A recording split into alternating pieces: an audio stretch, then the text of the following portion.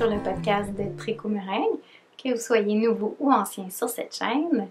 J'espère que vous allez bien.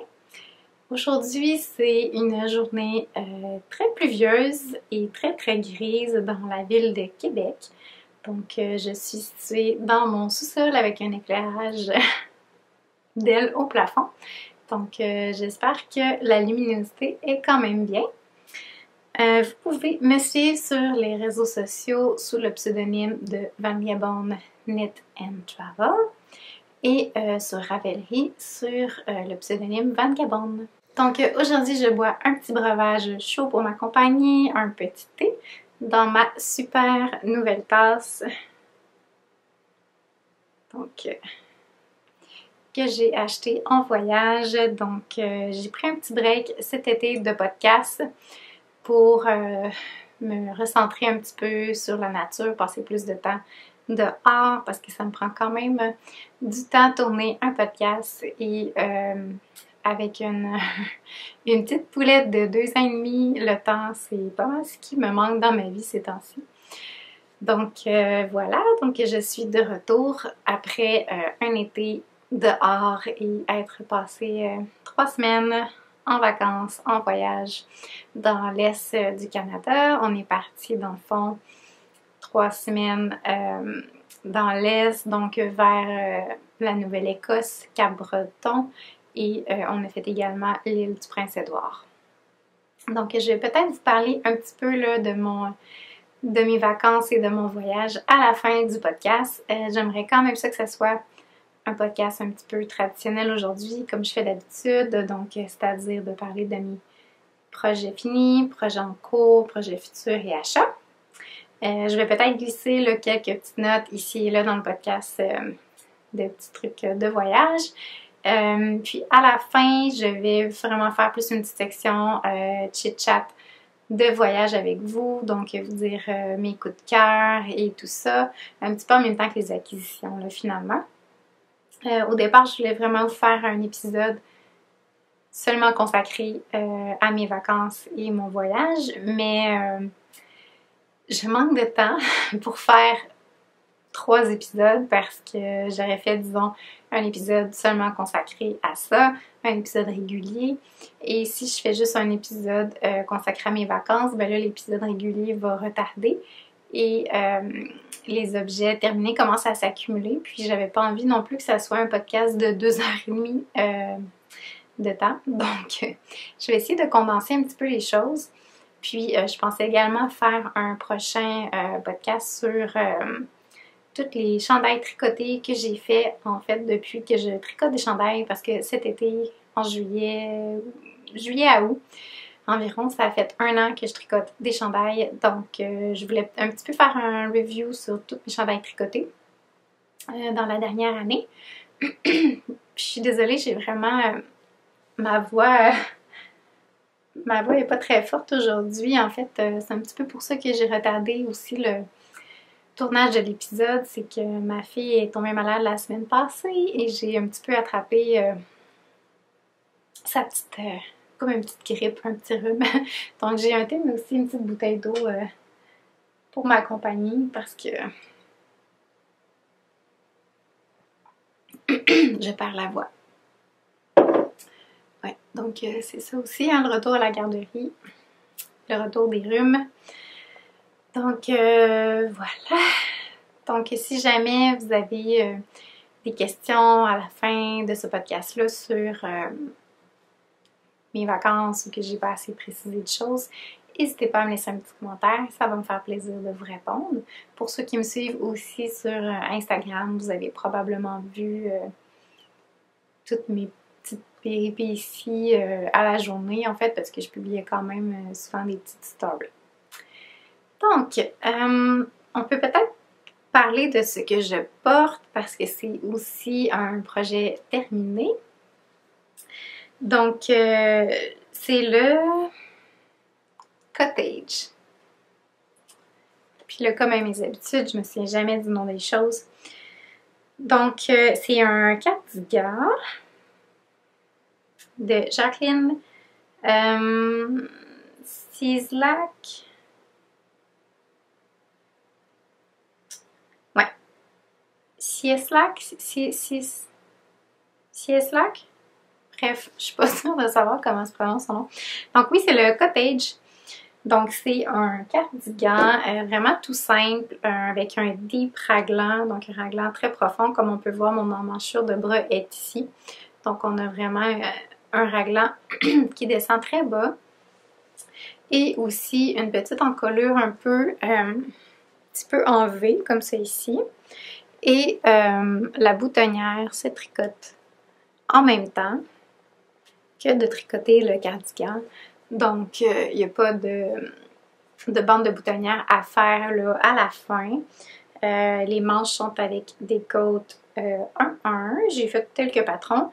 Il y a un petit peu de diminution au niveau des manches.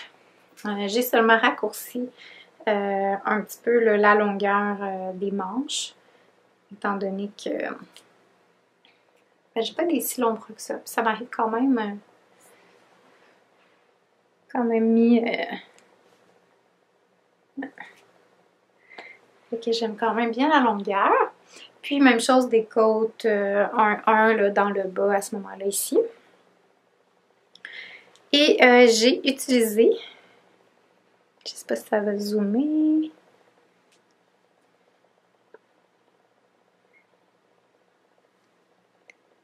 J'ai utilisé des petits boutons de métal vintage. Ouais. Donc il y a comme un petit dessin de fleurs, là, feuilles dessus. Puis c'est comme un petit bronze teint. Fait que, petit bouton de métal. Puis c'est vraiment des boutons avec un... C'est comme un petit champignon, là. Un petit dessus avec une petite attache. Donc c'est pas un bouton à trous. Donc j'aime beaucoup le look que ça donne. Ça donne vraiment quelque chose de très simple. Honnêtement, je le porterai à tous les jours, là, je pense. C'est vraiment un cardigan qui est super confortable, qui a quand même une bonne aisance positive. Donc ça s'enfile très bien par-dessus n'importe quel chandail. Et je l'ai tricoté avec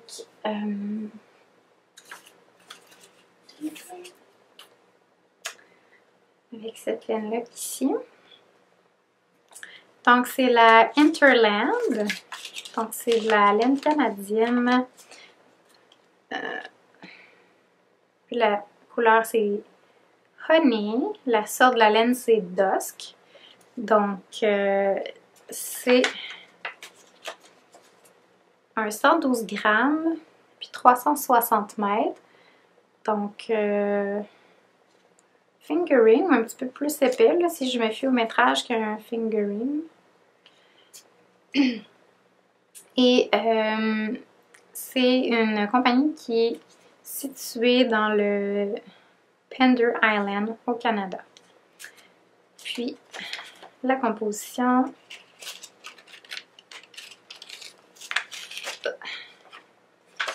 Donc, c'est un single ply, woolen spun, donc, c'est quoi en français, woolen spun? Il y a worsted spun, qui est comme fil retordu, puis woolen spun, qui est une autre façon de tirer le fil, mais je sais pas en français, ça serait quoi le terme? Fait que c'est 70% de rambouillet canadien et 30% de leur alpaca. Donc, c'est un mélange... tellement squishy, puis qu'il y a quand même un petit halo là, à cause de l'alpaca. Ça donne quand même une belle définition de maille, mais c'est sûr que c'est un single ply, donc je trouve toujours que les mailles roulent un petit peu là, dans ce temps-là. Donc ça donne pas une finition extrêmement lisse, si je suis claire dans ma définition. On voit quand même là, la définition là, des mailles. Donc, voilà pour ce que je porte. Par donc les patrons et les laines. Donc, je prends bien soin à chaque fois de tout mettre dans la boîte de description, dans le bas de la vidéo. Donc, vous avez normalement une petite flèche, que ce soit sur le côté ou dans le bas, pour accéder là, à tous ces petits écrits-là. Si jamais il y a quelque chose que j'ai oublié ou qui vous apparaît pas clair, n'hésitez pas à communiquer. OK.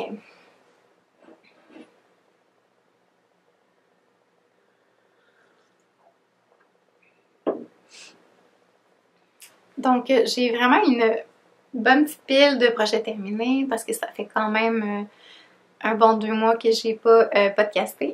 Donc, non seulement j'ai mon petit cardigan ici, mais j'ai également une belle petite pile. Donc, je commencerai peut-être par mon petit monstre ici, qui est le Miles.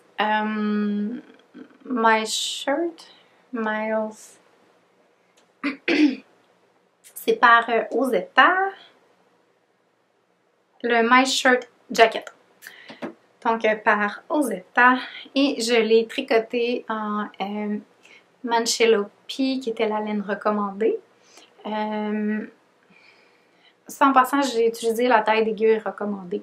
Je sais que des fois, on me pose la question quelle taille d'aiguille j'ai utilisée, mais c'est sûr que l'échantillon, c'est toujours ça qui va vous aider dans votre démarche. Mais pour ma part, ça, j'avais utilisé la taille d'aiguille.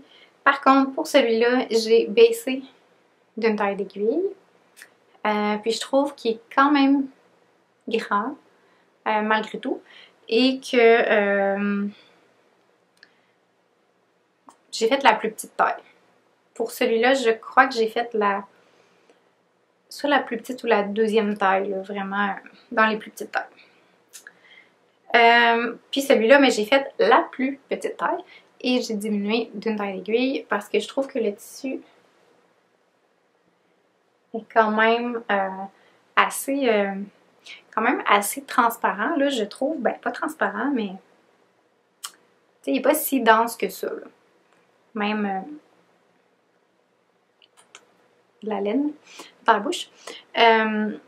Donc, c'est ça. Puis, je pense que la Mancello P, donc, c'est de la laine comme ça qui est non filée, donc qui est non filée, qui est unspun, qui est, je pense qu'il appelle ça de la Woven Spun, ou je sais pas trop, là. Ça passe dans une machine, puis ça devient là, comme ça, des petits filaments, un petit peu comme la Nutiden ou la Plotulopi. Puis c'est vraiment de la laine qui, à ce moment-là, là, se détache comme ça, là. Donc très facilement, mais on peut la rattacher avec un petit peu de salive puis un petit peu de friction, comme ça. Je trouvais qu'elle se détachait beaucoup plus facilement que de la Plotulopi. Sincèrement, j'ai jamais essayé la Nutiden, mais j'espère l'essayer prochainement. Je me suis inscrite à leur Patreon. Donc, j'espère attraper un futur shop update. Mais voilà, donc la Plotulopi est un petit peu plus résistante, je trouve, que la Mancello P ici. Puis ça, c'est vraiment une sorte de mouton d'Espagne qui font le fromage, une sorte de fromage, en tout cas, bien populaire là-bas. Puis c'est comme une race de mouton qui est peu exploitée pour sa laine. Puis là, ils ont décidé de l'exploiter. Mais bref, où est-ce que je m'en ai avec ça? C'est que c'est comme deux brins. Donc, quand on déroule la laine, c'est vraiment toujours deux brins qui viennent ensemble. Et les deux brins, une fois qu'on les tricote, ça représente à peu près un déca, je dirais. Donc, si je tousse un petit peu là. Donc, un déca worsted. Puis, c'était quand même tricoté sur des grosses aiguilles pour ça. Je me souviens plus, peut-être des 5,5 mm. Personnellement, j'aurais voulu voir le rendu que ça ferait en plus petites aiguilles, un peu comme le col ici, là, qui est tricoté peut-être en 4,5, là. Voir le fini que ça donnerait. Donc, pour le patron, c'est un patron qui m'avait tout de suite attirée, là, en fait, par son design. Donc, c'est un cardigan, encore une fois. qui est quand même assez simple. Je vous insérerai des photos ou une petite vidéo là, comme je fais d'habitude. Parce que c'est vraiment difficile de vous montrer là, le cardigan au complet. Mais c'est un cardigan finalement qui est quand même assez long et qui a dans le bas un petit détail ici là, de rang raccourci de German Short Row qui crée vraiment la petite vague ici sur le côté, donc un peu comme une veste là, qu'on achèterait, une petite chemise, une surchemise là.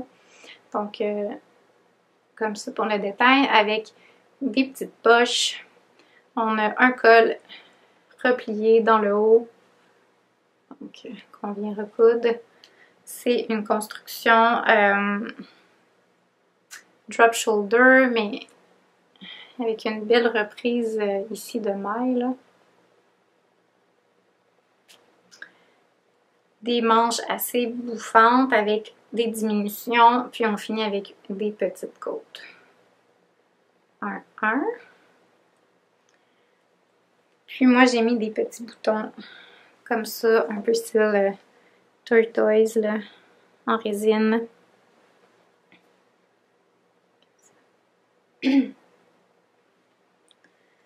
Donc, c'est un look super oversize. La couleur que j'ai choisie, je crois que c'était gris moyen. C'est comme le gris chaud, là, finalement, parce qu'en fait, les Mancholopi, toutes leurs couleurs ont comme...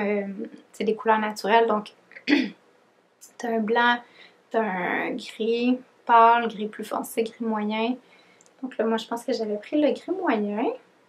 Puis aussi, je pense aux couleurs que c'est vraiment teint. Ils ont comme un petit bleu turquoise, puis un petit rouge, je crois. Quelque chose comme ça. Excusez ma voix, là. Mais c'était maintenant ou à la mi-septembre. En plus, avec la journée qui pleut, peu d'éclairage, ça va bien. Ok. Donc, voilà pour le Miles Shirt Jacket aux États. Ce que j'aurais à dire sur la laine, c'est que ça bouloche quand même. Donc, voyez-vous la texture? Donc, j'aime vraiment la squishiness de la laine. C'est rustique, mais c'est pas du tout piquant à mon sens, là, en tout cas.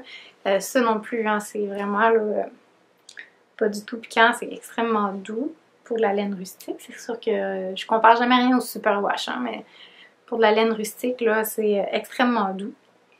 Ça aussi, mais c'est ça, ça bouloche. Ça bouloche quand même. Puis je sais pas trop comment déboulocher le tout vu que c'est de la unspun, puis que c'est... J'ai l'impression que c'est quand même assez fragile, là. Bref. C'est la petite chemise parfaite à enfiler, une petite journée de pluie, d'aller faire ton jardin ou quoi que ce soit, mais je pense pas que j'irais dans le bois m'accrocher après les branches avec ça, là. Versus mon jacket. C'est-tu le jacket number one de My Favorite Things Knitwear? Lui que j'ai fait carrément en Plutulupi, là, que je vous ai peut-être présenté au dernier épisode ou à l'autre d'avant. Lui, honnêtement, je le porte là, comme une veste de jeans, là. Vraiment, j'ai pas peur qu'il se brise. Celui-là, je trouve qu'il est un petit peu plus délicat. Ce que j'ai pas mentionné, c'est que pour coudre les poches, j'ai utilisé une autre laine qui se ressemble parce que j'ai essayé de faire la couture avec la Mancholopi et je voulais me péter la tête sur les murs. C'est impossible de faire une couture avec la... Non, la unspun. On oublie ça. En tout cas, si vous avez un truc, dites-moi là, mais moi, à chaque fois que je passais le fil, ça arrachait.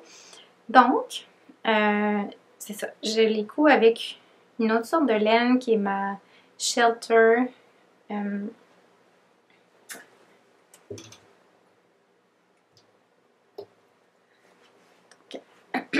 Ma Shelter ici. Donc, on voit que la couleur est vraiment similaire. Donc, c'est encore une fois un gris chaud. Si je mets les deux, elle est juste un petit peu plus pâle mais ça se ressemble vraiment beaucoup. J'espère que vous voyez bien quand même les couleurs. J'ai essayé de faire un petit setup sur ma caméra pour que ça soit moins jaune, mais je sais pas à quel point là, ça ressort bien. Là. Donc pour faire les coutures, c'est sûr que ça paraît un petit peu. Puis honnêtement, mes coutures sont atroces. Vraiment, là, la couture, c'est pas ma force. Puis je savais pas comment faire pour que ça soit beau. Bref, des poches, c'est pas...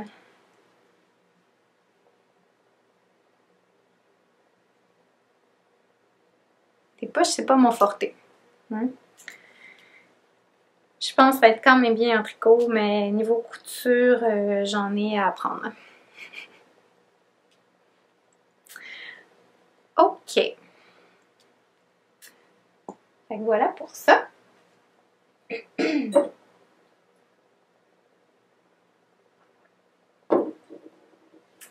Ensuite de ça, juste avant de partir en vacances au dernier podcast, je vous avais montré un petit échantillon d'un chandail qui s'appelle le Inver de...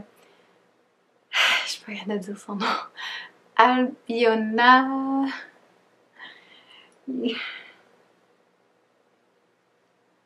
McLaughlin. Albiona McLaughlin. Donc le Inver. Et mon but c'était de l'avoir terminé avant de partir en vacances. Et j'ai réussi. Donc le voici. Et je vais vous intégrer des photos de moi qui le porte en voyage. Ce qui est quand même drôle parce que c'est le Inver. Et j'ai pris des photos sur la plage de Inverness à Cap-Breton. Donc, je vais vous insérer ça. Donc, c'est un chandail qui est tricoté du haut vers le bas avec des épaules montées. J'ai déjà fait des épaules montées de type marteau avec le patron de Petite Knit, j'ai un blanc, le rayé. Non, ça me vient pas. Je vais l'écrire ici si je pense à l'écrire. Donc, j'en avais déjà fait un exemple, mais jamais de cette façon-là. Donc, la construction est un petit peu différente. C'est comme il y a des augmentations rapides, puis après ça, comme un peu style raglan. Bref, ça fait vraiment une construction d'épaules comme ça. Donc, ça fait des épaules quand même fit, mais tombantes un petit peu. J'aime vraiment beaucoup le fit, puis ça donne un col aussi qui peut s'ouvrir un petit peu, mais on peut venir le rattacher. Parce que comme on le voit, on tricote dans le fond à plat jusqu'à ce qu'on vienne reprendre les mailles ici parce qu'il y a une petite boutonnière. Et c'est évidemment un chandail rayé. Donc j'avais vraiment envie d'un chandail rayé pour cet été. Un peu ma définition de la marinière. La marinière écossaise. Donc voilà, fait qu'il y a une petite bande ici. Puis c'est un point texturé là sur, si je me trompe pas, 4 rangs.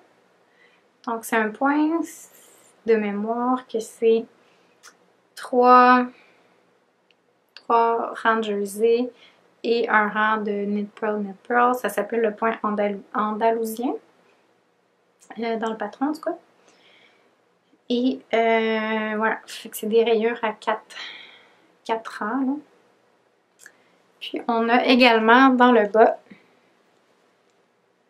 un split hem qu'on peut aussi ne pas le faire split, là, qu'on pourrait juste faire une bande, mais j'ai décidé de le faire avec les petits boutons. Je trouvais que c'était vraiment un beau rappel et c'est vraiment quand même une belle longue bande dans le bas comme celui-ci. Puis pour les manches aussi, c'est vraiment une belle longue bande. Donc ça me fait quand même des manches assez longues. Voilà. Pour ce qui est des laines, j'ai utilisé des laines un peu effet tweed. Donc la grise, c'est la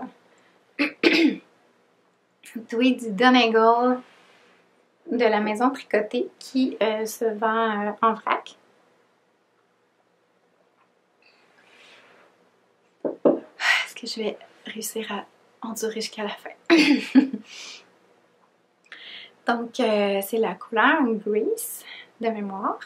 C'est vraiment un gris chaud, assez pâle, avec des petits speckles un petit peu là, brun, beige, noir à l'intérieur. Et pour ce qui est de la laine bleue, c'est de la Peace Fleece couleur Fog. Zaria Fog. Donc, il me restait un écheveau. En fait, ça m'a pris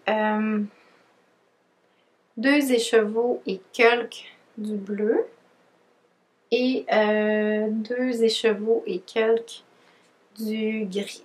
Donc, pas tout à fait 3 écheveaux de chaque. Ouais. Parce que c'est tricoté vraiment à un échantillon très serré. Et c'était un patron pour de la laine Deka à worsted. Et la Peace Fleece est vraiment épaisse. C'est pas, c'est quasiment plus qu'un worsted, qui est presque un hareng. C'était Deka hareng le patron. C'est toujours un peu flexible, c'est les patrons à Biona, là. Puis lui de la maison tricotée, c'est un hareng. Donc bref, j'ai dû le tricoter avec une grandeur d'aiguille plus petite. Donc ça me fait quand même un tissu qui est assez dense. Mais tu sais, je trouve que j'ai quand même encore... tu sais, c'est pas du carton, là.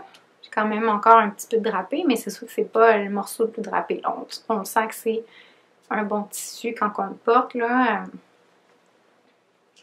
Donc, on voit pas du tout, là, ma main au travers, là. Mais tu sais, on a encore un bon petit... un bon drapé, je trouve, là. Mais ça va être vraiment chaud. Et honnêtement, je l'ai quand même étonnamment porté là, à Cap-Breton, même si c'était l'été. Il faisait souvent quand même, tu sais, venteux. Puis la journée que j'ai pris des photos à Inverness, il faisait peut-être un 20 degrés maximum, avec une petite pluie, puis un bon vent, là. Fait que c'est sûr que ça, c'était parfait, parce que c'est toute de la laine non traitée, là. Donc, ce qui est le fun avec la laine non traitée, c'est que ça absorbe pas vraiment l'eau rapidement. Puis, je l'ai porté aussi là, 2-3 autres fois là, dans le voyage parce qu'il y a eu des journées qui ont quand même fait froid. Donc, je me suis sauvée la canicule. C'est vraiment ça la bonne nouvelle. J'ai pas eu l'impression d'avoir vécu de canicule. Ok, donc comme je disais, c'est que j'ai pas eu l'impression d'avoir vécu des grosses canicules cet été parce que durant les grosses canicules, j'étais partie dans l'Est. Puis il n'a pas fait si chaud que ça. On était juste bien en fait. Puis quand on est revenu, ben il y a eu quelques journées un petit peu là, de froid. Puis après ça, ben il y a eu quelques journées que la température est montée, mais j'ai rapidement recommencé à travailler à l'air climatisé. Donc bref. Donc voilà pour le hiver. Je suis très contente du résultat. Honnêtement, je pense que ça va être un chandail que je vais mettre très souvent là. Surtout pour l'automne qui s'en vient. Ok. Ensuite de ça, je vais vous parler un petit peu des projets que j'ai tricotés en vacances. Donc, quand j'étais à Cap-Breton et île du Prince-Édouard, donc j'ai tricoté un petit foulard style bandana.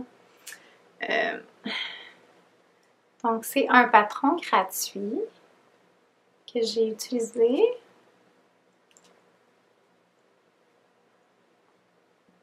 Puis c'est vraiment là, un petit patron tout simple. Ça crée un petit châle vraiment en jersey, en triangle. Puis là, je cherche le nom du patron. Donc, c'est un patron gratuit. Et ça s'appelle le Easy Peasy Bandana de Suzanne Muller. Donc c'est vraiment une construction toute simple avec des augmentations d'un seul côté si je ne me trompe pas. Donc un rang sur deux. Comme ça. Puis là ça termine en petit triangle comme ça. Donc c'est vraiment un style bandana. Ça se tricote en déca pour le patron, mais je suis sûre que ça pourrait être très bien en fingering et on arrête simplement avant. Moi en fait j'ai fait plus d'augmentation. Je crois que je me suis rendue à 10 mailles de plus, donc ça fait comme 20 rangs de plus. Donc finalement il est vraiment un petit peu plus grand. Je voulais me rendre au bout de ma laine, mais finalement ça aurait peut-être trop fait grand parce qu'il me reste encore tout ça. Bon, je ne voulais pas que ça soit trop grand non plus, mais en même temps, juste un mini bandana, je suis pas sûre que je porterais ça. Tandis que ça ici, tu sais, pour l'automne et printemps, ça fait quand même bien. Puis il y a du mohair aussi à l'intérieur, donc c'est quand même assez chaud. Puis c'est vraiment un beau petit rose gris très neutre là, qui se porte très bien avec un peu de tout. Donc j'ai utilisé de la laine que j'avais achetée le 200? Non, l'été passé. Ouais. Donc, l'été passé, quand j'étais allée voir mon père dans le Témiscamingue, donc en Abitibi, et j'avais trouvé une petite boutique de laine à Ville-Marie, puis j'avais acheté 2 écheveaux de la ferme Alpaca Anka. Donc, ça vient de Rouyn-Noranda. Et la couleur, c'est vraiment du fingering, 100% alpaca. Et je vois pas le nom de la couleur. C'est 50 grammes, 183 mètres. Puis il n'y a pas de nom de couleur. Mais j'imagine qu'il n'y en a pas des tonnes. C'est comme un petit rose délavé, là. Petit rose gris. Donc, j'ai utilisé ça avec le reste de mohair que j'avais de mon Sunday cardigan que je vous ai montré au dernier épisode.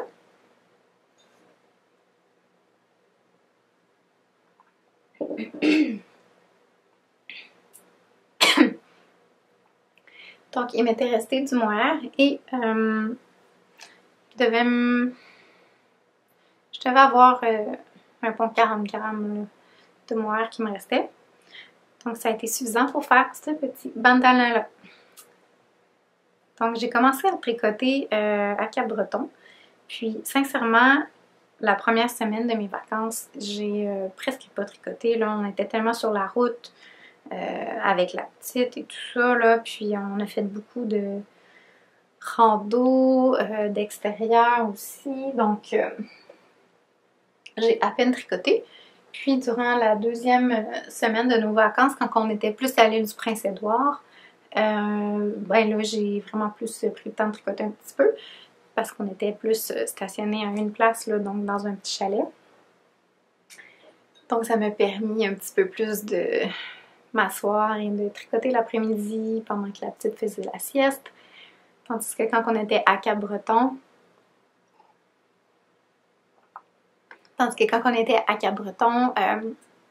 je faisais beaucoup de route.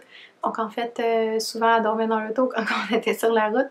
Puis on faisait, comme je dis, là, beaucoup de randonnées et d'activités extérieures. Ok.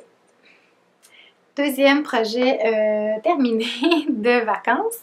Donc, j'ai terminé ça en vacances et j'ai commencé celui-là. Je ne l'ai pas terminé au complet durant mes vacances parce que c'est un chandail tout en fingering. Donc, c'est quand même assez long à tricoter sur des aiguilles 3000 mètres. Voilà. Et je l'ai commencé donc quand j'étais à l'île du Prince-Édouard. Et j'ai terminé en fait le corps. quand j'étais en vacances. Et je suis revenue, j'ai fait les manches et j'ai fait le bas. Et je vais vous montrer ça parce que c'était ce petit échantillon-là que je vous avais montré la dernière fois, qui se transforme en ça. Donc, je vais vous insérer encore une fois un petit vidéo de moi qui le porte parce que c'est dur à montrer comme ça. Je suis quand même proche de ma caméra. Mais c'est un chandail avec un beau petit détail ici de dentelle à couleur. Donc, une petite vibe vraiment rétro et des grosses manches à volants. Donc, des méga gros volants. Comme ça ici. Donc, ce chandail, le patron n'existe pas tel quel. Dans le fond, c'est un Vex de Camille Descoteaux que j'ai modifié. Donc, moi.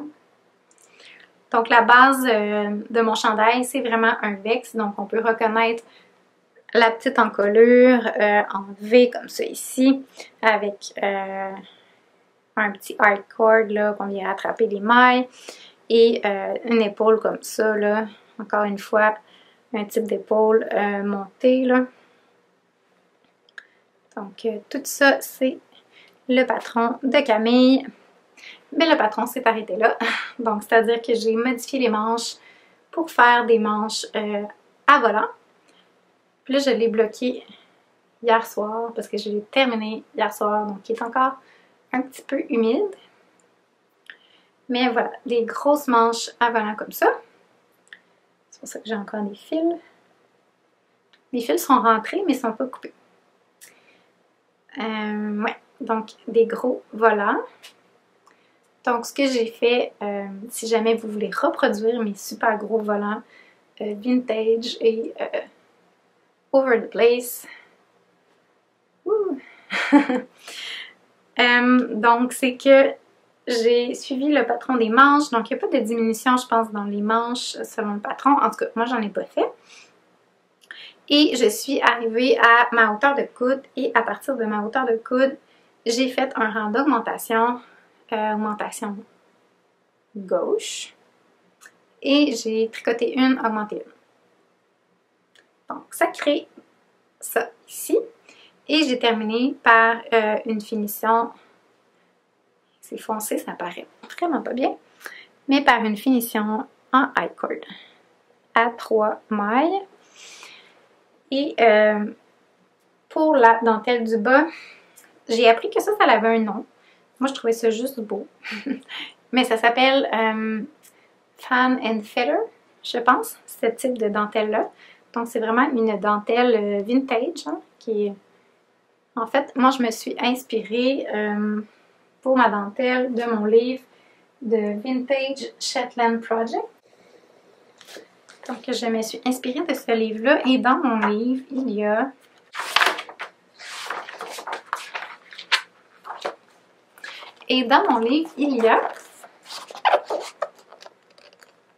ça ici. Comme on peut voir, c'est le même motif.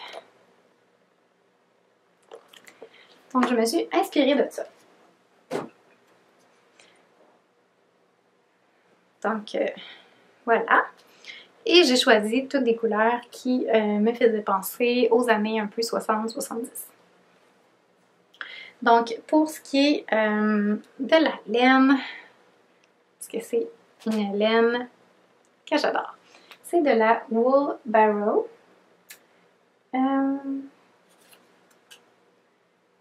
Donc, celle-là, c'est la Donegal Mohair Tweed. Puis, c'est vraiment un single ply et qui est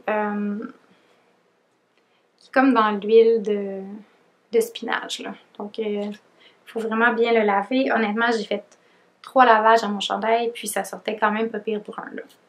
Mais une fois que c'est lavé, ça gonfle et ça devient somptueux.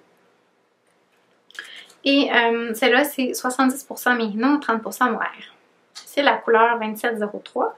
Mais sur son site Etsy, c'est vraiment comme le brun avec des speckles bleus. Je sais pas si vous allez être... La lumière est atroce. Atroce, atroce.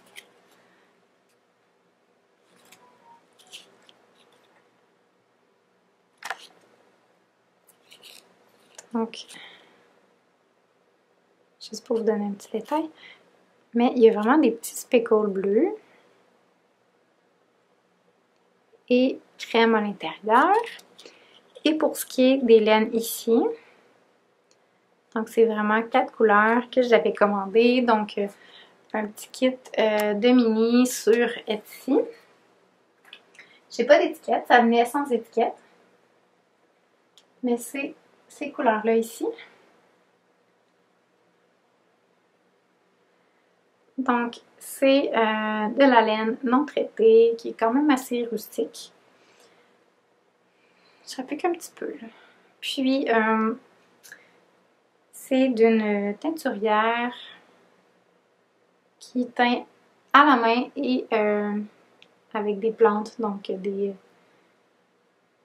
couleurs naturelles, là, ici. Je vais vous mettre le lien de sa boutique Etsy. Je me rappelle plus où elle est située, quelque part en Europe. Il me semble.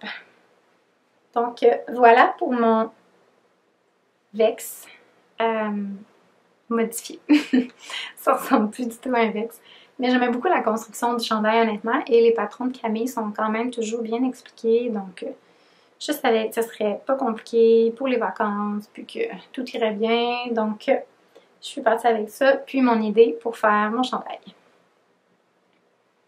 Je vais vous mettre aussi une petite vidéo de moi qui le porte pour vous donner une idée de ce que ça donne. Donc, ça fait le tour de mes projets terminés.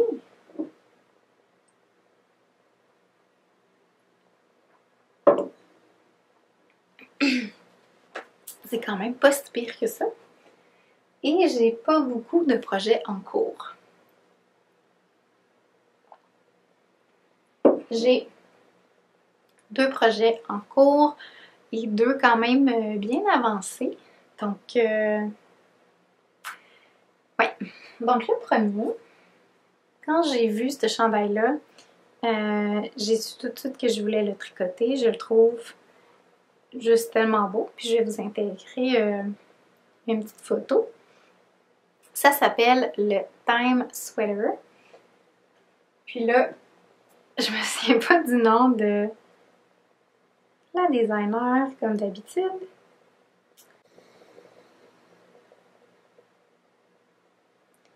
Donc, c'est My Time Sweater de Lily Kate France. France? Je sais pas si... Je pense que c'est une Allemande. C'est ses patrons, si je me trompe pas. Non, langue disponible, anglais. Je pensais que c'était allemand-anglais. Bon, je sais pas d'où elle est. Donc, c'est vraiment un chandail qui a des manches gigantesques, mais je sais pas, je le trouve trop beau. Donc, je suis en train de tricoter ce chandail-là et j'ai le corps de terminé. Il me manque seulement les manches. Donc, c'est un drop shoulder. Puis là, il va être tout... Il était dans un sac. Donc c'est un drop shoulder. Et il a comme un petit là, détail ici à l'avant. Comme ça ici. Des petites côtes là, comme ça ici. Puis je vais être rendue à tricoter les manches. Et honnêtement, ça se tricote mais tellement vite. Parce que c'est tricoté, si je ne me trompe pas, sur des aiguilles 5.5. Bref, des grosses aiguilles. Et c'est quand même de la grosse laine. Et ça fait vraiment un beau drapé. Là, l'échantillon est très large. Ça dit-tu? Très grosse, très... beaucoup de... Pas beaucoup de mailles par... Bref, je pense que c'est du 14 mailles. Et je tricote ça avec une DK et un mohair. Donc, le déca, c'est de la pose sur le temps. Comme ça ici.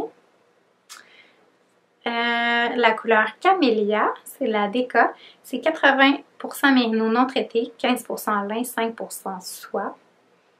Donc, ça a un petit côté un peu...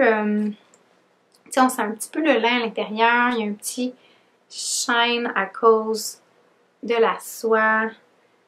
J'aime vraiment bien la base, là, honnêtement. Puis c'est teint à la main, à Rosemère, donc au Québec. Puis c'est la Amulette Déca pour la ça. C'est vraiment un beau petit rose. Là, ça sort plus bleu à la caméra, là, mais c'est quand même un rose assez chaud, là, je dirais. Je trouve. Ça va bien avec mon teint. Et mon mohair vient foncer un tout petit peu et y mettre un petit peu plus de chaleur encore parce que si on compare ça et ça, c'est sûr que l'éclairage ne vous aide pas, mais ça c'est un petit peu plus foncé là. Et le mohair, c'est de la biscotte. Donc le classique là, 75% mohair, 25% soie. Je cherche la couleur, c'est Hermione pour la base. La couleur, c'est bisque. Donc, c'est vraiment le même rose. Honnêtement, je pense que je ne pouvais pas avoir un meilleur match. C'est parfait. Puis, en fait, j'ai racheté 2 sèche-cheveux il y a quelques temps pour faire un autre projet que j'ai finalement pas fait. Et j'avais ça dans mon stash et je me suis dit, c'est parfait pour tricoter ce chandail-là que je voulais faire. J'essaie vraiment de tricoter de mon stash ces temps-ci. Et j'évite d'acheter de la laine pour faire les projets. Puis je suis quand même chanceuse d'avoir un gros stash, donc c'est parfait pour ça. Ouais, donc ce que j'allais dire, c'est que j'en avais racheté il y a quelques temps. Et j'avais déjà en fait un 50 grammes qui m'était resté de mon projet du chandail à rayures de petite knit que j'ai complètement oublié le nom. Parce que cette couleur-là faisait partie de mon chandail.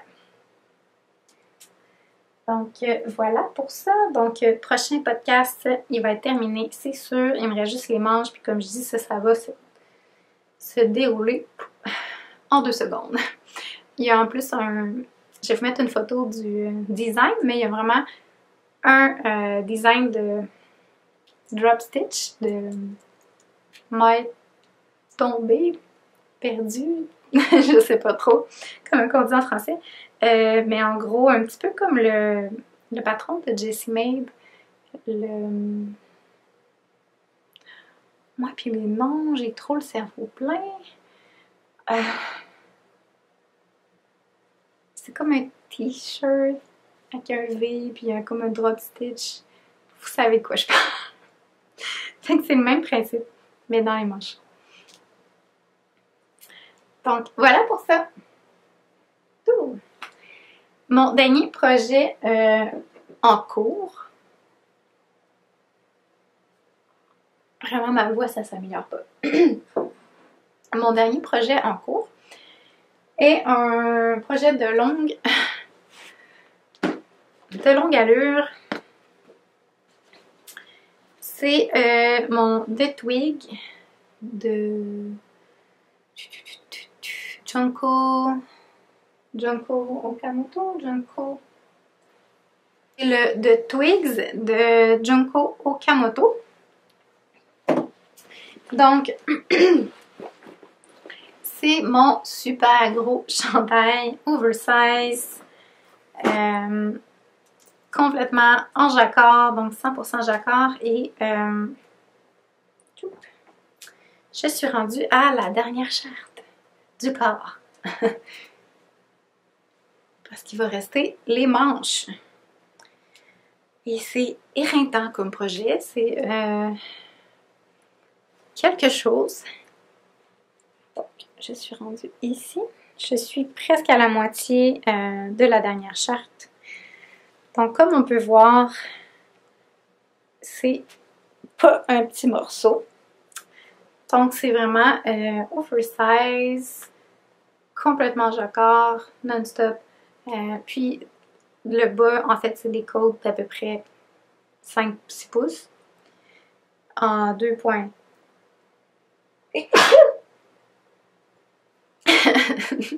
Donc, dans le bas, c'est des côtes à peu près 5-6 pouces en 2,5 mm.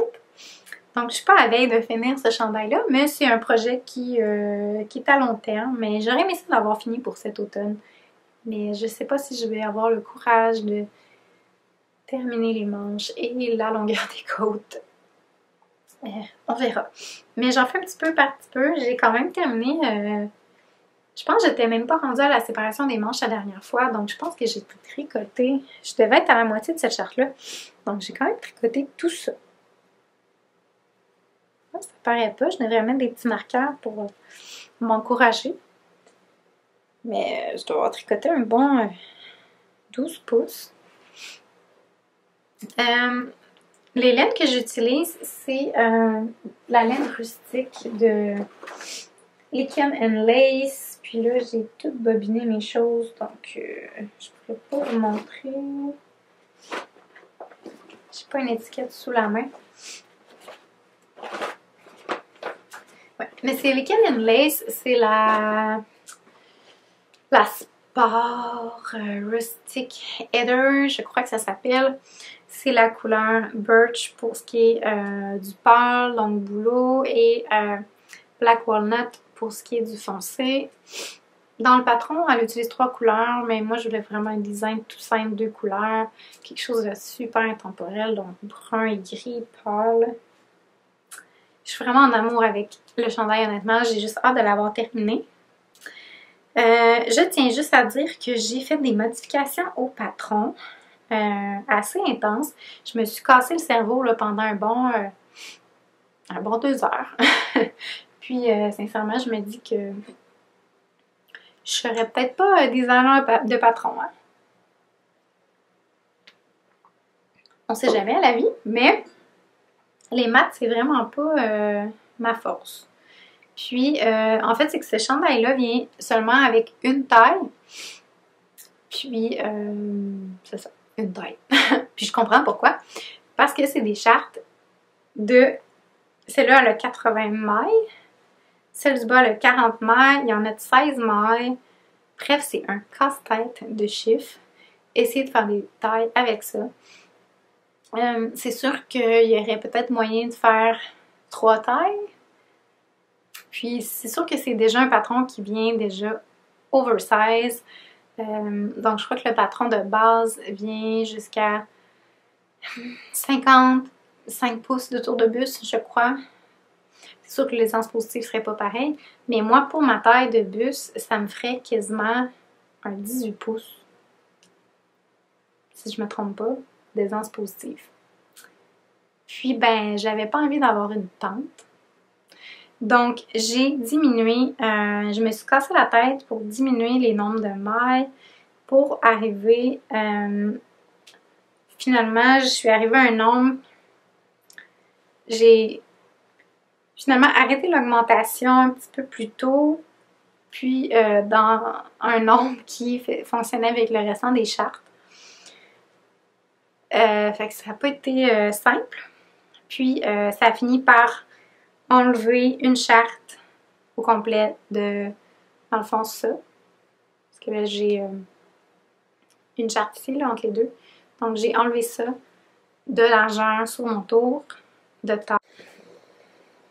Ça a coupé. Et j'ai donc enlevé également au niveau des manches. Donc, j'ai fait mes calculs pour que ça reste proportionnel. Puis, ça fait quand même des bonnes manches, là. Tu sais, ça ne sera pas des manches serrées, là. Le corps non plus. On voit déjà que je vais avoir quand même de l'aisance. Mais je vais peut-être avoir un peu moins un look d'une tente sur moi. Parce que je fais quand même un tour de bus d'environ 32,5-33 pouces de tour de buste. Si je me mesure là, à mon haut de tour de buste, parce qu'en fait, j'ai quand même une bonne poitrine, mais j'ai vraiment un petit tour ici. J'ai des petites épaules, donc si je me fie vraiment à mon plus large ici, j'ai vraiment l'air d'avoir trop de tissu, puis ça me tombe des épaules. Fait qu'il faut vraiment que je me fie ici. Et j'ai également une super petite taille là, ici. Là. Donc à mon plus petit, ici, je fais 27 pouces. Fait que c'est sûr que si je me fie à mon 37 ici, ben ça n'a pas de bon sens. J'ai déjà 10 pouces de différence. Fait que si je me fie à mon plus grand puis que ça fait 10 pouces, ben là je me ramasse avec une pente. Donc voilà. Donc voilà pour ça. Je devrais terminer le tout cette année. J'aimerais ça le finir cet automne. Mais on verra ce qu'il y en est parce que c'est quand même prenant. Mais je pense que quand je vais terminer le corps, les manches, ça devrait être moins... J'aurai moins de répétitions, ça devrait aller plus vite et être plus encourageant, là. En tout cas, j'espère. Donc, voilà! Donc, la partie tricot en soi serait terminée. Donc, pour ceux qui ne sont pas intéressés par mes péripéties de voyage et mes achats et mes plans futurs, je vous dis à la prochaine. Et pour ceux que ça intéresse, eh bien, allons-y.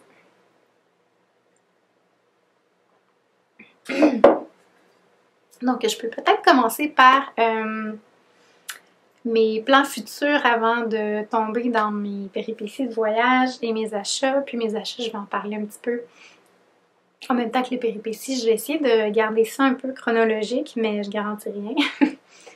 Mais mes futurs plans, donc tricot, j'ai fait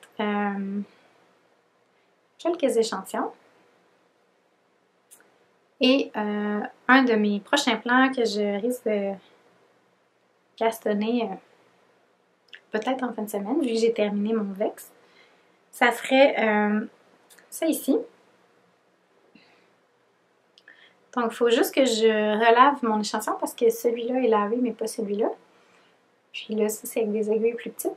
Donc, je me suis fait des échantillons pour me faire le Oversize Season Cardigan par Ozetta. Parce que Ozetta fait juste les plus beaux patrons. Et ils sont vraiment inclusifs aussi, ces patrons. Ce qui est quand même plaisant. Et donc, c'est un cardigan. Je vous mettrai une photo qui est complètement en... C'est le point Half Fisherman Ribs, je crois que ça s'appelle. Donc, comme des côtes. Ok, coupure. Donc, c'est ça, ça fait des côtes de Half Fisherman Ribs. Je pense que c'est comme genre de côte brisée, je sais pas trop. C'est en fait, quand on tricote à plat, c'est un rang de maillon droit, puis un rang de knit purl. Puis le rang de maillon droit, on tricote dans... Donc quand on fait knit purl, le knit est tricoté dans la main en dessous, quelque chose comme ça. Donc c'est sûr que ça fait un petit peu plus long à tricoter, mais sérieusement, avec un échantillon aussi squishy, c'est un peu comme la brioche, là, t'as vraiment juste envie de t'enrouler là-dedans. Puis en cardigan, ça va être juste merveilleux. Puis c'est tricoté quand même avec des grosses aiguilles, donc je pense que ça va quand même aller bien. Après avoir tricoté 3 chandails en fingering. Ben, ouais, ça c'était du déca, c'était pas si pire. Mais mon vex c'était sur des 3 mm. Ça c'était sur des, je pense, 4 mm ou 3.5. Mon inverse c'était sur des 4 mm, je crois que j'ai tricoté, ou 4.5. Ouais, fait que quand tu reviens à tricoter sur des aiguilles genre 5.5 mm, ça va vite. Voilà. Fait que ça, c'est mon prochain projet. Et un autre de mes projets, ça serait de tricoter, ça c'est un petit échantillon que j'avais fait il y a longtemps, Mais j'aimerais vraiment tricoter ma laine qui est la Shelter de Brooklyn Tweed, qui est comme un petit gris là, comme ça. Puis je me réserve le droit de changer d'idée. Mais ça m'est tombé dans l'œil récemment. C'est le Lady Marple de Nadia Crétin-Léchienne. Donc c'est un patron qui est français et anglais, je crois. Donc c'est en worsted. Le patron est originalement écrit en Gilliatt.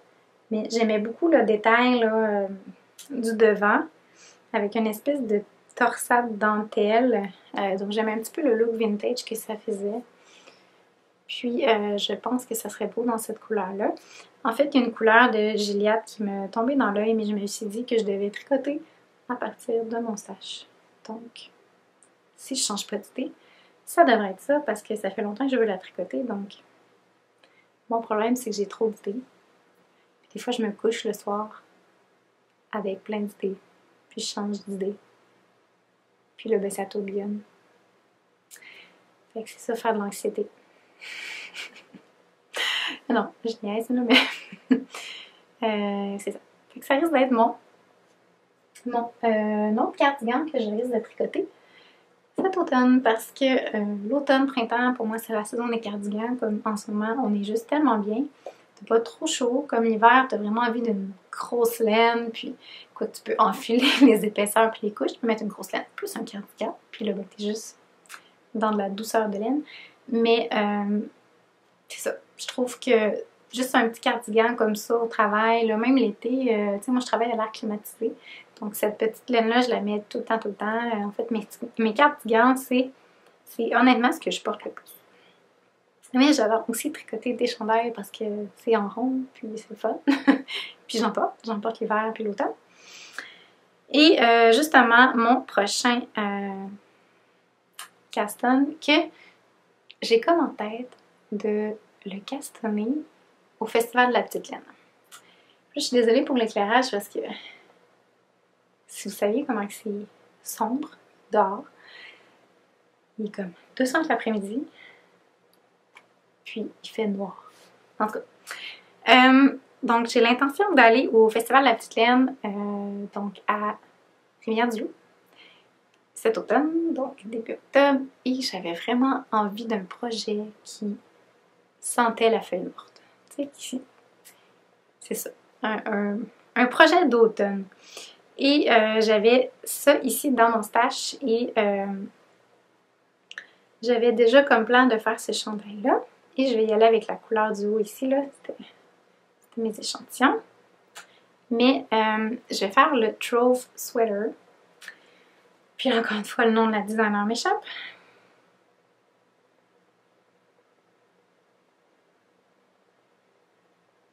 C'est de Emma Duché ou Dutcher.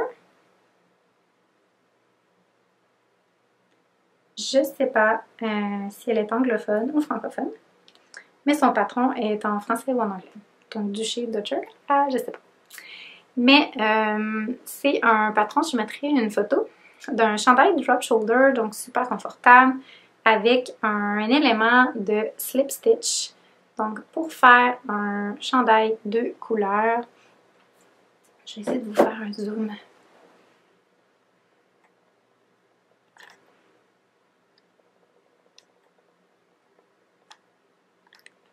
Donc, comme ça ici.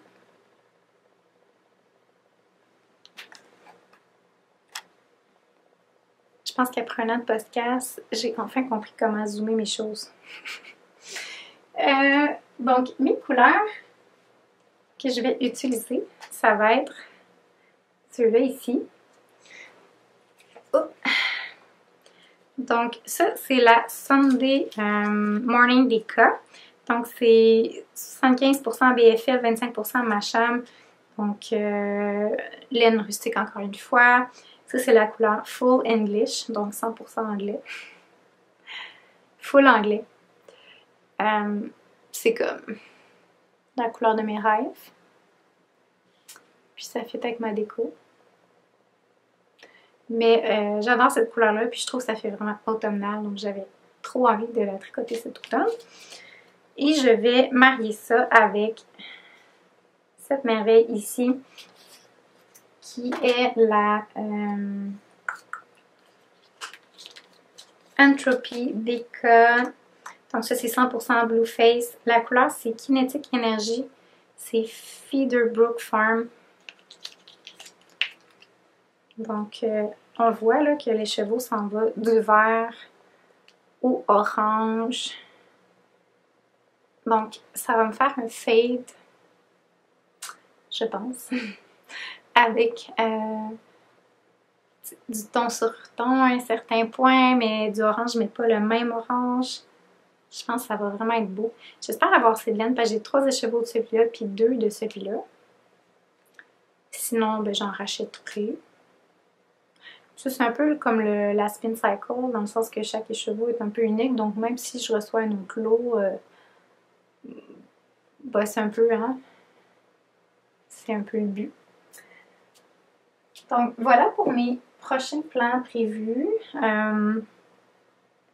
J'ai d'autres choses aussi, mais pour l'instant, ça serait vraiment les projets qui m'intéressent de castaner.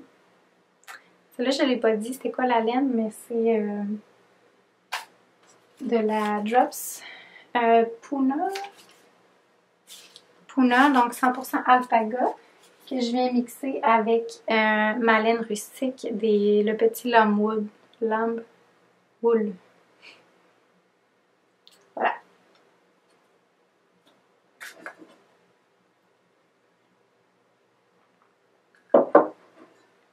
Donc, voyage, vacances et achats.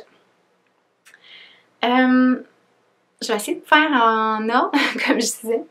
Donc, on a commencé notre voyage par... on devait être un petit arrêt, en fait, à Ponegamook. Donc, on a passé une petite journée là, sur la plage avec ma fille à Ponegamook. Puis là, ben, c'est situé au Québec, donc on n'était pas encore sorti là, de la région. Et la deuxième journée, on est parti, on a dormi à Fredericton, donc petite ville du New Brunswick.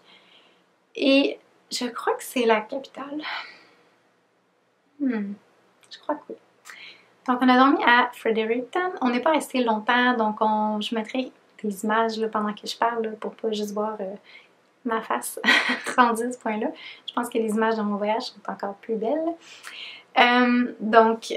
Voilà, donc on a fait un petit peu une promenade dans la ville. Ma fille a beaucoup aimé là, le bord de l'eau où est-ce qu'il y avait des sculptures de fleurs. Et on a aussi arrêté à une micro-brasserie qui s'appelle Picaroon et on a vraiment aimé, on a vraiment beaucoup apprécié. Puis ensuite on s'est promené aussi sur le bord d'un petit pont. Mais ça a pas mal été ça pour Fredericton. La seule affaire que je pourrais peut-être ajouter. Donc, on est arrêté à une boutique de laine pour mon conjoint parce que ça aussi, ça va faire partie d'un prochain plan tricot. C'est que mon conjoint, vu que je lui tricote un chandail et je lui avais promis. Donc, je vais tricoter ça cet automne et on avait besoin d'aller acheter de la laine pour son chandail parce que c'est une laine islandaise qui, en tout cas, je n'ai pas trouvé dans les boutiques à Québec. Peut-être en ligne ou quoi que ce soit, mais je voulais vraiment qu'ils choisissent ses couleurs. Donc, tant qu'à être dans le coin, on a arrêté à la boutique de Crooked Cove à Fredericton et on a acheté la laine pour faire son chandail. Pour faire son chandail, c'est de la Alafoslupi. Donc, c'est de la bulky, je pense. C'est 100 mètres, 100 grammes, donc c'est pas mal bulky. Donc, la Alafoslupi. Et il a choisi de la grise, de la petite vert comme ça ici, puis du brun.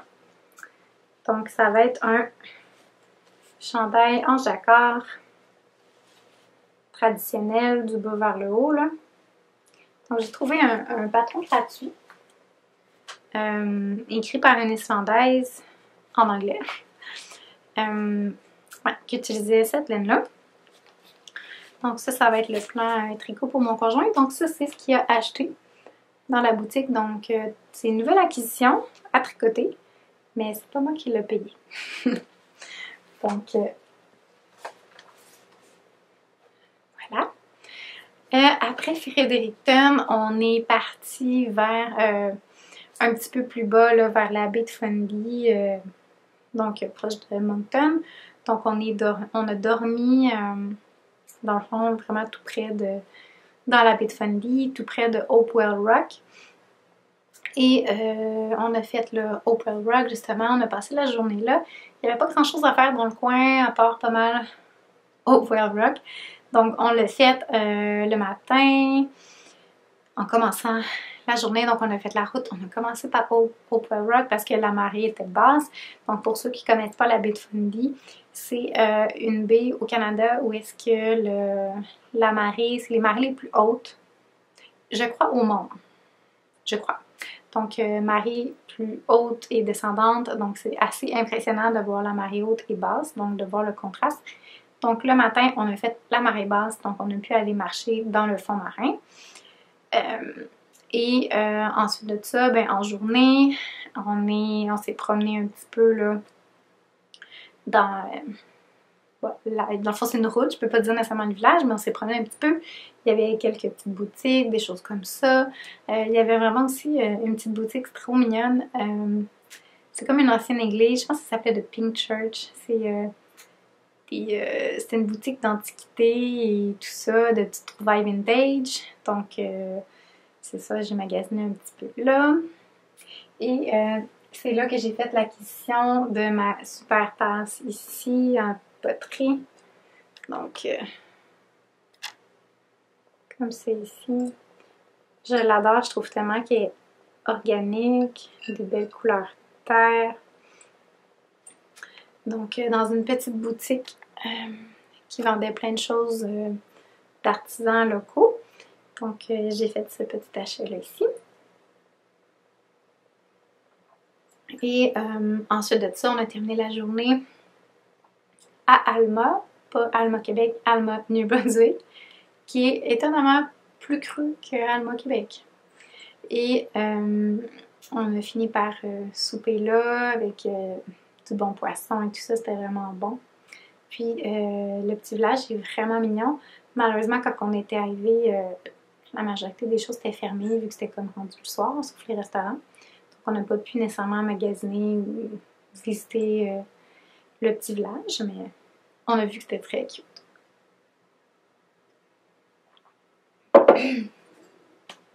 Donc voilà. Et ensuite de ça, on est parti pour Cap-Breton. J'essaie de penser si on a fait un arrêt. Non, c'est au retour qu'on a fait un arrêt. Donc on est parti de Hopewell Rock jusqu'à le nom de la ville, Port Hood. Donc jusqu'à Port Hood. Donc c'était quand même une journée de route. Honnêtement, je pense que c'était un 5h30 de route facile. Donc avec la petite, on fait quand même des arrêts un peu fréquents, tout ça. Donc on est arrivé à Port Hood puis on était quand même un peu fatigué. Donc on n'a pas nécessairement fait grand chose cette journée-là. Par contre, on a eu droit à un super coucher de soleil sur la plage de Port Hood qui était vraiment magnifique. Puis on a aussi été manger dans un petit restaurant dans le coin où est-ce qu'il y avait de la musique live et tout ça. Donc c'est quand même une belle soirée. Puis le lendemain, on est parti vers la Cabot Trail. Donc on a arrêté de dormir dans le Parc national, oui, Pleasant Bay. Donc on a dormi 2 nuits à Pleasant Bay qui est dans le parc national de la Cabot Trail. Donc c'est le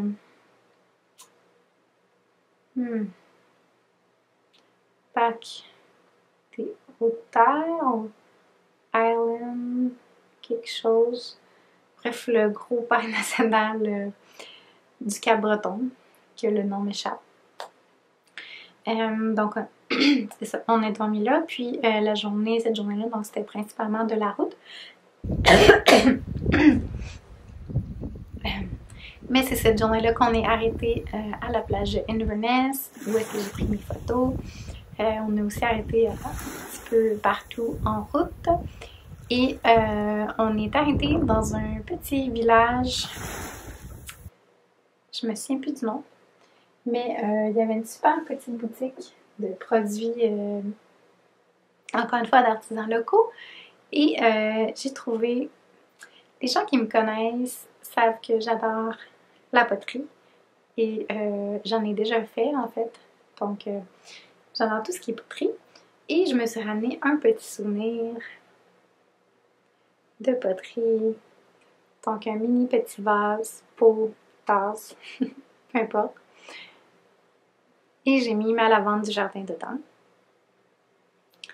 Donc,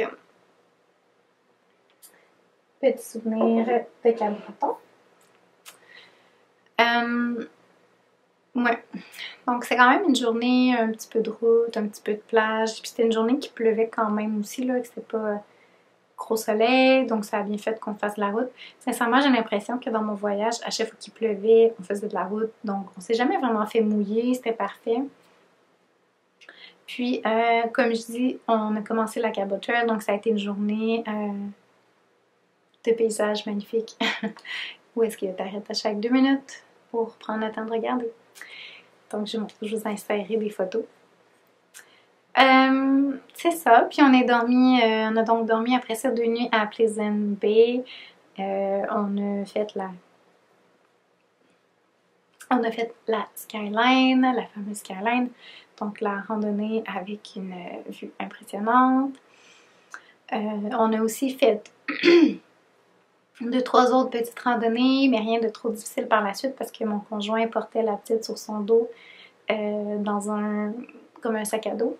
Puis, ben c'est ça, hein, après 8 km avec la petite sur le dos, il commence à avoir mal aux genoux et tout ça. Donc, on limite un peu nos longueurs de randonnée, là, tant que la petite n'est pas capable de nous suivre. Puis, vraiment, on a vu de la faune, on a vu de la flore, et c'était tellement beau, les paysages, tout ça, là. Moi, je recommande absolument Cap-Breton pour un voyage au Canada. Puis, ensuite de ça, on a fait... Mais ça, c'est un peu une histoire presque triste. On a fait pas une randonnée, une exploration, un tour de bateau pour aller voir des baleines. On n'a pas vu de baleines, mais on était sur un petit bateau de pêcheurs. Mais moi, j'ai juste fait une fois une observation de baleine et c'était à Tadoussac quand j'étais jeune. Puis sincèrement, je veux retourner à Tadoussac avec ma fille quand elle va être un petit peu plus vieille pour aller voir les baleines parce qu'elle voulait vraiment voir des baleines, mais on n'en a pas vu. Mais bref. Mais là, c'était pas un gros bateau, c'était pas un bateau de croisière que tu vois des baleines. C'était un bateau de pêcheurs. Fait que pour ceux qui savent c'est quoi, vous allez comprendre, là, c'est juste un petit devant, puis t'as comme en arrière que c'est ouvert, puis assois-toi là, puis on y va. Puis c'était quand même en haute mer, puis ça brasse beaucoup. On a eu mal au cœur, tout le monde vomissait quasiment. Puis mon conjoint a attrapé une migraine, puis quand mon conjoint fait une migraine, souvent il est malade, t'as comme mal de tête tellement fort que t'en es malade. Parce qu'on était sous le soleil, 2 heures de temps dans la mer, que ça fait ça. Fait que c'est pas long. Fait qu'on s'est alterné le bébé parce que entre nos mal de cœur, voilà. Puis on n'a pas vu de baleine. Fait que c'était pas l'expérience la plus.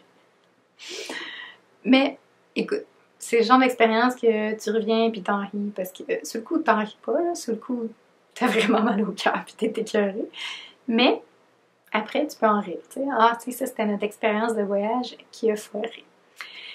Fait que voilà. Donc, et après notre expérience de baleine où est-ce qu'on voulait mourir, j'avais de la route à faire après ça. Donc, on est parti de Pleasant Bay pour s'en aller de l'autre côté du parc national. Donc, encore une fois, les beaux paysages, on fait le parc national, c'est merveilleux. Puis, on a roulé jusqu'à Sydney, donc proche de Sydney en fait.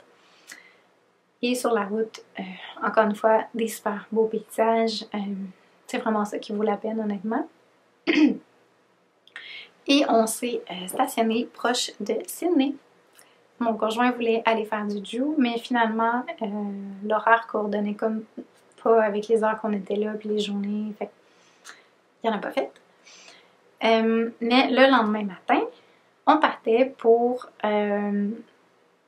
personnellement, mon coup de cœur du voyage, puis c'est même mon chum qui voulait aller là. Au départ, je savais pas trop, mais finalement, ça a été mon coup de cœur, et c'est Louisbourg. Donc, on est parti pour la forteresse de Louisbourg, et mon conjoint tripe sur tout ce qui est d'époque, tout ce qui est de guerre principalement, de guerre d'époque. Donc, il tripait vraiment beaucoup sur le fait de voir la forteresse. C'est sûr que c'est une reconstitution qui s'est faite dans les années 60 parce que les fondations de ce qui restait, finalement, les bâtiments ont tous été reconstruits parce qu'il restait juste les fondations des anciens bâtiments, finalement. Mais c'est vraiment impressionnant de voir une forteresse au complet, un village presque entier, des personnages qui se promènent et qui vivent vraiment leur train-train, dans le sens que t'as des soldats qui sont là, qui répondent aux questions, mais qui vivent un peu leur vie de soldat, t'as des trappeurs, t'as vraiment tous les genres de personnages qui auraient pu se retrouver finalement à cette époque-là. Donc on parle de 1700 et quelques. Et il y avait aussi, bon, fermier, tout ça. Il y avait un fermier qui s'occupait de ses moutons, puis je vous mettrai un petit footage parce que j'ai pu voir l'arrivée des moutons. C'était vraiment mignon. Il y avait les femmes qui tissaient, filaient, c'est ça, qui vivaient leur petit train-train quotidien, puis on a pu voir aussi les belles architectures d'époque. On a pu voir aussi le lancer du canon, le fameux canon de midi. Et je me suis acheté un petit souvenir laineux de Louisbourg.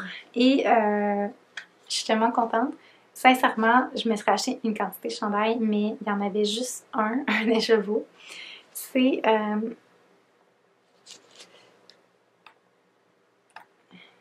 vous voyez les petites étiquettes? C'est la forteresse. Et la couleur, c'est sûr que le soleil rend vraiment pas, en fait l'absence de soleil, mais c'est vraiment un vert ocre jaune. C'est plus jaune que ce que vous voyez à l'écran. C'est moins vert un petit peu. Voilà. Donc, c'est... l'étiquette dit 18th Century Small Batch Natural Wool Dyer, handmade in Cap-Breton. Donc, c'est vraiment fait là-bas. C'est un 113 grammes, 100% laine, puis c'est fait avec l'origan, alum et copper sulfate. La couleur, c'est Seaside. Puis, je capote. OK. C'est filé là-bas avec les moutons qui ont là-bas et teint. Donc, c'est filé par les petites madames, par les moutons qui ont sur place et peint avec des plantes naturellement sur place. Plus beau souvenir. C'est assez rustique, c'est sûr, parce que c'est des moutons canadiens. C'est, je pense, un two-ply. C'est vraiment bien filé, là. C'est tellement impressionnant. Puis les petites madames, c'est ça qui nous racontaient, comment ils filaient, puis qui teignaient la laine et tout ça. Je sais pas encore ce que je vais faire, parce que c'est un écheveau, mais c'est quand même 113 grammes. Puis, il va falloir que je fasse un échantillon, mais ça me semble être un Deka Worsted. Je pourrais facilement me faire un petit foulard ou un plus grand foulard en colorwork. Une tuque, le mettre dans un colorwork, je sais pas. Je sais pas, mais c'est magnifique. Donc, je me suis acheté ça, puis je vais vous inclure peut-être un mini bout du vidéoclip de la madame qui explique un peu là, les teintures. Mais Elle s'est fait couper en fait parce qu'elle devait aller ailleurs, je sais pas trop, il y a une autre madame qui s'est pointée. Mais c'est ça, elle a commencé à nous expliquer un peu toute la teinture, puis il y a un petit bout que j'ai filmé. Puis c'est en anglais par contre. Mais je vous l'insère ici dans la vidéo. So this is logwood. It's a plant that grows in the French colonies of the West Indies, which is how it would have gotten here. And it's purple. So you can see that the fleece is already picking up the purple color. And this is cold. The dye is cold. But in order for the color to be permanent, we have to heat set. So we have a cast iron pot. We'll heat up some water, put the sheep locks into that, and leave it for about 20 minutes to an hour to heat set it. And then like these, it will be permanently dyed. So it won't wash out when the item you knit from it is washed. It will fade in the sunlight, but over a very, very long period of time. So these have been out for several months now in the daily sunlight, and there's no fading that's been going on at all. So this is onion skins. This is also onion skins. This is the purple onion skins. This is oregano. So we've got quite a lot of different plants that we can make use of. Ensuite de ça, on est allé dormir 3 nuits à Iona, donc encore à Cap-Breton. Et pendant ces 3 nuits-là, en fait, on a fait Louisbourg, on a dormi. Et le lendemain, on a fait le Island Village Museum, qui était carrément à côté de où est-ce qu'on dormait finalement. On était à la pied, là. Et le Island Village Museum, donc c'est un micro-village, je dirais qu'il y a environ une dizaine de maisons là, sur le site. Et ça passe à travers les époques de comment ils vivaient en fait à Cap-Breton. Donc ça commence avec vraiment un shieling, là, c'est vraiment une mini petite maison en briques et toit de foin. Jusqu'à les années 1900 environ. Donc on voit quand même plusieurs époques à travers l'évolution, puis c'était vraiment intéressant de visiter ce petit village-là. C'était une journée. Et l'autre journée, on est allé voir, on a fait une autre exploration en bateau pour aller voir des oiseaux. Et là, ma fille a capoté sa vie. On a vu des puffins, on a vu des cormorans, on a vu des aigles, on a vu... Qu'est-ce qu'on a vu? On a vu tellement de sortes d'oiseaux, mais c'est les principaux qui me reviennent en tête. Mais on a vu des centaines de puffins. En français, c'est macareux, massareux, Vous savez ce que je veux dire, là, les petits oiseaux nordiques qu'il y a en Islande et dans le nord du Canada et possiblement dans le nord du UK. Il y en a sûrement en Écosse. Bref. Ces petits oiseaux mangeurs de poissons.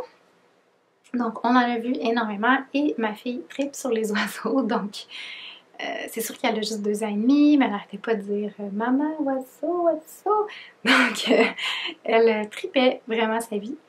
Puis là, ben, c'était sur un bateau un petit peu plus couvert, un petit peu plus grand, donc c'était moins mal de cœur. Puis c'était sur un lac, parce qu'en fait, c'était proche de Iona, puis c'était comme dans un lac, en fait, quasiment un fjord, dans le sens que ça se prolonge, tu sais, l'océan qui se déverse, puis qui devient une espèce de bras. Voilà. Mais en fait, où est-ce qu'on était à Iona, c'est ça, c'est un secteur où est-ce qu'il y a un lac, mais c'est un lac d'eau salée en fait. Donc dans les terres intérieures de l'île de Cap-Breton, il y a un énorme lac et c'est salé. C'est pas un lac d'eau pure, entre guillemets. Donc, mais c'est énorme, là. Donc on était un petit peu dans cette région-là, là, en fait. Donc voilà pour Cap-Breton, parce qu'ensuite de ça, on s'est dirigé vers Pictou, donc au New Brunswick. Et on a pas mal juste dormi, chillé un petit peu sur la marina. On n'a pas fait d'activité. Donc, comme je disais, on n'a pas fait d'activité tant que ça là, sur c'est ça, à Pictou.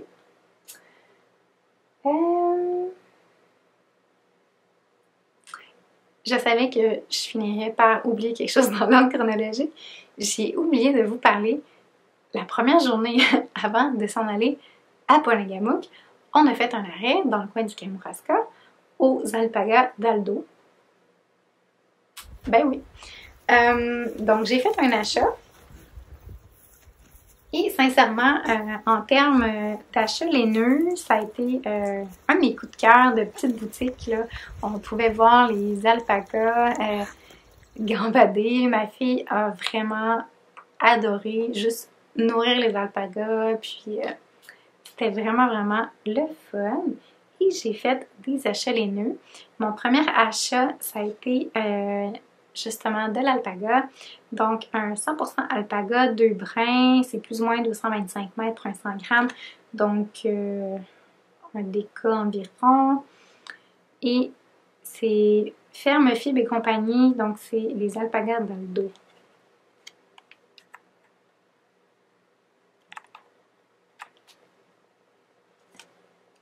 Donc, j'ai acheté celui-là. Donc, c'est un beau crème gris chaud.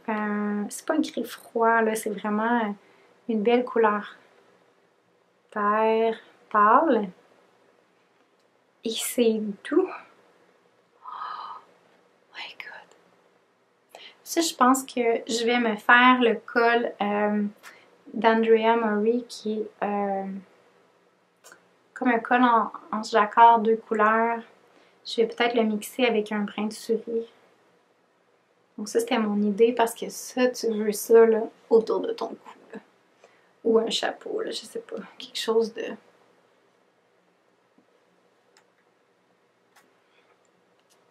Ouais. Donc ça, c'était vraiment mon gros coup de cœur. Puis, j'ai juste un écheveau parce que c'était cher. C'est toujours cher de l'alpaga. Donc voilà. Et par contre, ils avaient aussi de la laine, de la fibre dans la petite boutique. Puis je vous mettrai un petit vidéo de la boutique. Donc c'est les laines douceurs. C'est du produit du Kamouraska.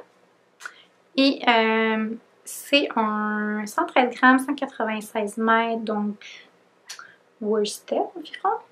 C'est 100% laine du Kamouraska. Et puis ça, c'est de la laine qui est teinte avant de la filer, là, tu sais, qui est pas teinte après. Donc, je me découvre une passion pour ces laines-là parce que je trouve que ça fait les plus belles couleurs.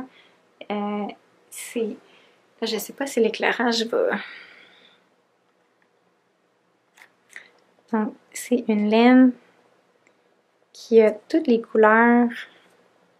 Donc, il y a du bleu, du vert, du rouille, du rouge.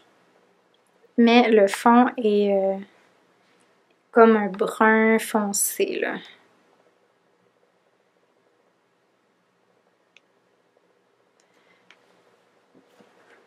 Donc, ça, j'en ai attrapé une quantité de chandail. Je pense que j'ai 5 écheveaux. Quelque chose comme ça. Donc, ça, c'était mes achats du Kamouraska. Ok. Revenons à mon voyage. J'étais rendue donc à Pictou. C'est ça, pas fait grand chose dans ce coin-là. En fait, c'était juste un arrêt entre Cap-Breton et l'île du Prince-Édouard. Parce que le lendemain, on se dirigeait vers l'île du Prince-Édouard. Et là, on est resté 8 nuits à Cavendish. Donc, on s'est loué un petit chalet dans le coin de Cavendish. Et on a dormi et exploré les alentours. On a quand même fait, pas le tour de l'île, là, mais on a quand même exploré plusieurs secteurs, principalement dans le centre. On est parti la dernière journée un petit peu plus vers l'ouest.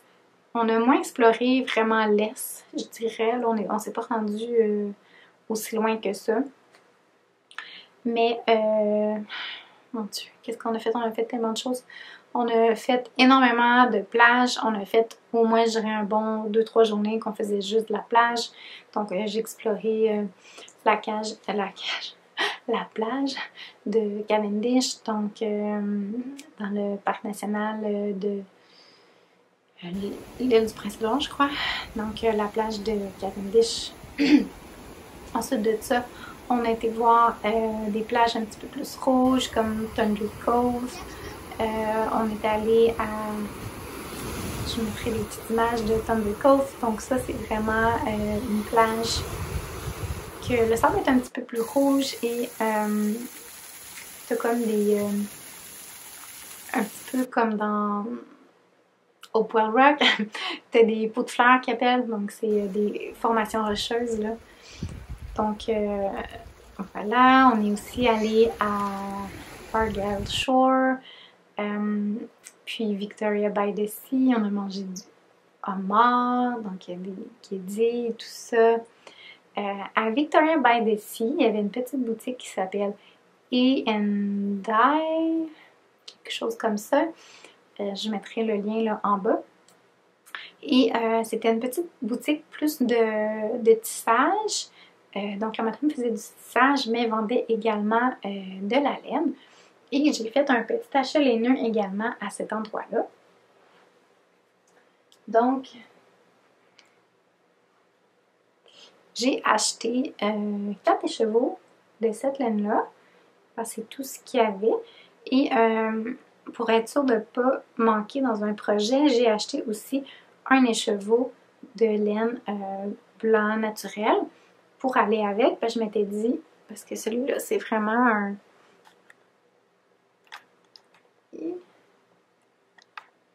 Zoom. Donc, c'est vraiment un blanc et gris chaud marl ensemble. Donc, je m'étais dit que pour un chandail, je pourrais très bien faire les côtes en couleur naturelle. Je pense que ça serait vraiment joli. Et ça, en fait, c'est vraiment filé sur l'île. Puis, c'est de la laine.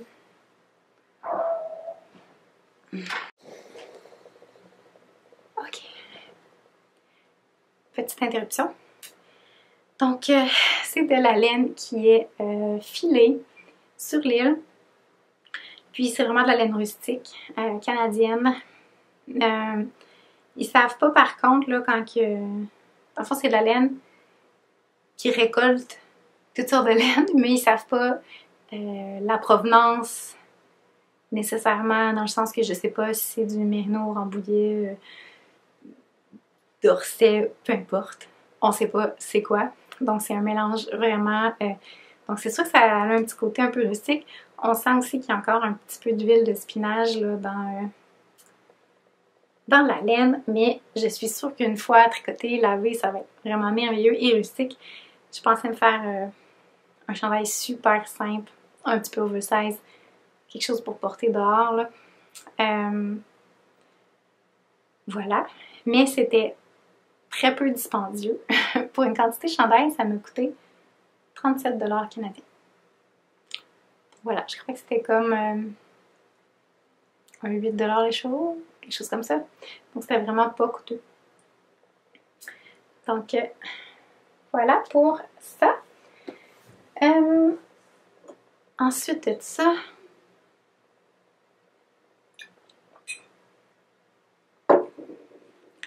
pour ce qui est de mes coups de cœur vraiment de l'île du Prince-Édouard, à part toutes les merveilleuses plages, j'ai fait un petit cours.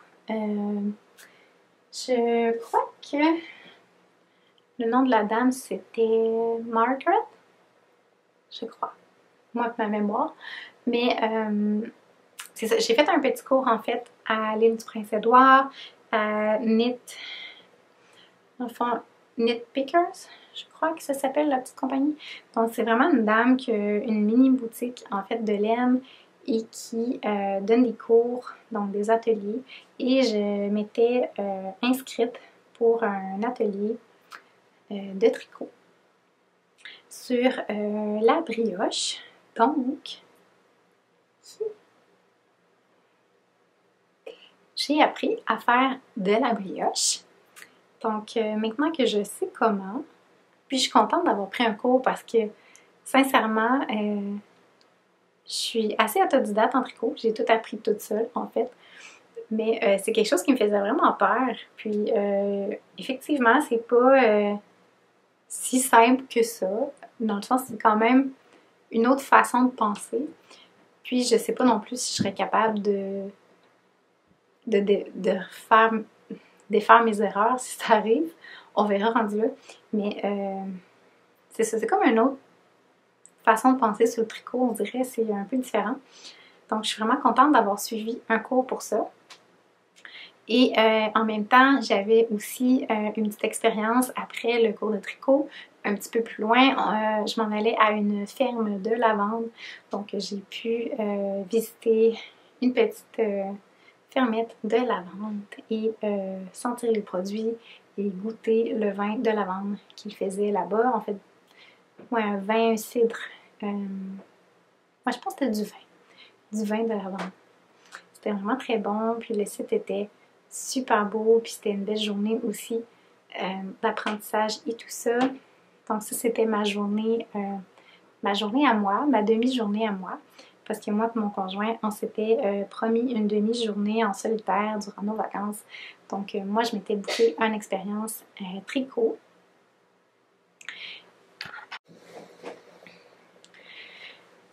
Et mon conjoint, lui, avait une demi-journée pour faire du duo à Charlottetown, donc la capitale de l'île du Prince-Édouard. Donc on a passé également une journée à se promener. J'ai marché, je pense, la ville au complet. Je vous montrerai quelques images là, de Charlottetown, mais pendant que lui faisait son cours, moi j'ai principalement marché la ville au complet. Donc c'était vraiment, vraiment une belle ville avec tout plein de maisons victoriennes, vraiment magnifiques. Puis une belle vibe aussi, une belle marina. Donc j'ai vraiment apprécié me promener dans la ville. Et on a un rayon de soleil. Je pense que l'éclairage va déjà être beaucoup mieux en ce moment. Je pense que oui. Puis là, mon conjoint vient d'arriver, donc je ne sais pas si vous entendez marcher en haut. Voilà. Donc, j'en étais. Oui, Charlottetown. Donc, c'est ça. On a marché toute la ville au complet. Sinon, je finirais peut-être juste avec un dernier petit coup de cœur de l'île du Prince-Édouard. Et ça a été de voir des baby chèvres sur la plage. Donc, on s'était inscrit pour ça, pour ma fille. Et elle a capoté. Donc, c'était une plage avec des bébés chèvres qui se promenaient en liberté. Donc, c'était comme une petite fermette qui, c'est ça, avait des chèvres, puis qui laissaient leurs chèvres là, sur la plage pour une mini-activité pour enfants. Puis, il y avait plein de jouets aussi. Puis, activité pour adultes, tu peux louer 1 heure de paddleboard avec les chèvres. Donc, tu as la chèvre qui vient sur ton paddleboard. Pourquoi pas? Mais j'ai vraiment adoré, ils étaient tellement sympathiques, les petites chèvres, tu pouvais les flatter, puis c'était vraiment le fun. Donc, vraiment un beau coup de cœur. Ça résume pas mal mes activités. J'ai juste 2 autres petites acquisitions à vous montrer avant d'oublier. Donc, quand que je suis allée faire l'atelier pour faire la brioche, j'ai oublié de vous mentionner que ça venait aussi avec un écheveau de laine. Gratuit dans l'atelier. Et j'ai donc pris cet écheveau-là qui est de la Briggs & Little. En fait, il fallait choisir dans Briggs & Little. C'est la Héritage to Play et c'est la couleur Fundy Fog. Donc, c'est vraiment un beau mauve rose avec du bleu. Donc, c'est beaucoup moins mauve que ça en réalité, là.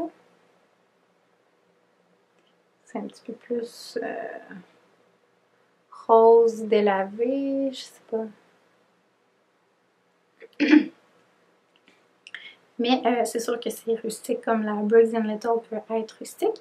Mais encore une fois, c'est une laine qui est teinte avant d'être spiné. Donc, ça crée plusieurs petites couleurs là, à l'intérieur. Je ne sais pas si je vais être capable de vous montrer mieux cette laine-là, vu qu'il fait plus soleil.